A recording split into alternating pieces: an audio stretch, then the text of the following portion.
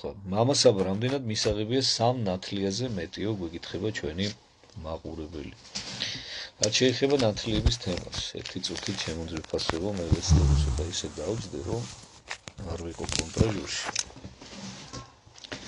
აი ესე ჯობია მე მგონი ნამდვილად. თორემ მაინცა და მაინც კარგად არ ჩანდი.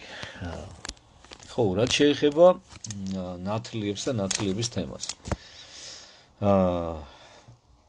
მე მაგალითად ისეთ პერიოდში მოვინათლე, როდესაც ყველას ყავდა თითო ნათლია. თითო ნათლიაზე მეტი არ ყავდა არავის. მაქსიმუმი იყო, რომ ვინმეს ორი ნათლია ყოლოდა.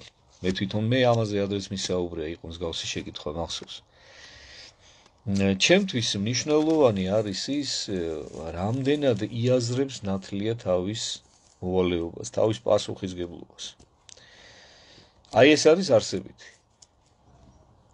თუ მაგალითად არის 5 ნათლია და 5-ვე იაზრებს თავის პასუხისგებლობას, იყოს 5-ვე. არაფერს არ აფუჭებს ეს. მაგრამ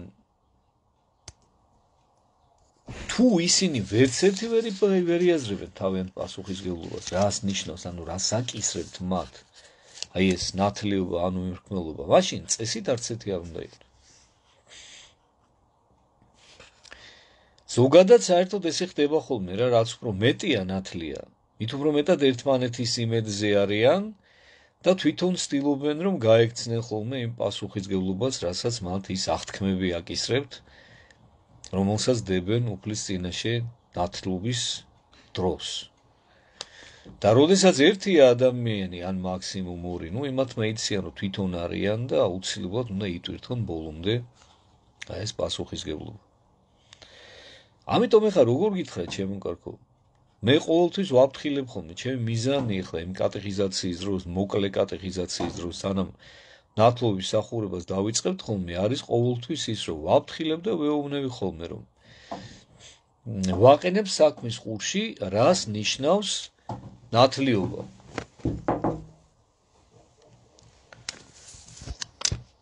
და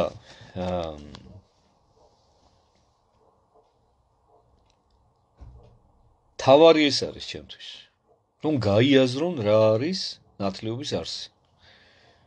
და ვეუბნები ხოლმე, რომ არ აიკიდოთ ტყუილა საკუთარ თავზე ისეთი პასუხისგებლობა, რომლის ტვირთვასაც ვერ შეძლებ.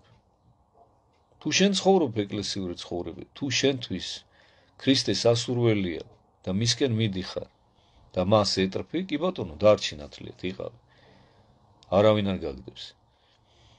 მაგრამ თუ შენ ქრისტე არ გიყვარს, თუ შენ ცოდვებს არ ნანობ და არ განიცდი, არ მიდიხარ უფლისაკენ, აი ამ გზაზე,